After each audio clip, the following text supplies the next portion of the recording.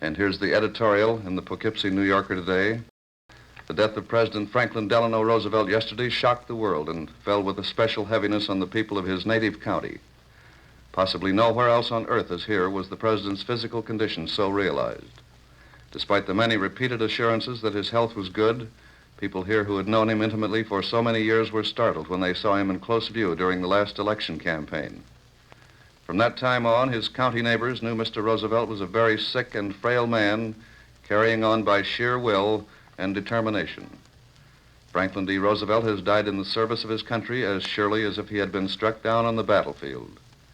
Today, in our sorrow, Dutchess is not concerned with the place that history will assign to its most famous son. We know it will be in company with those other great leaders who have defended our nation and have led her to victory over the enemy. We who knew him best are more concerned this morning with Mr. Roosevelt the man. Dutchess sorrows with his family. We grieve with them in their personal loss.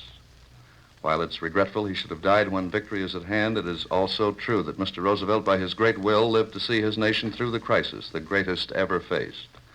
Actually, not only has he won the victory, but he has shaped the peace. Greater glory and greater sacrifice could come to no man. End of quote. And that's the tribute to Franklin Delano Roosevelt by his native county newspaper.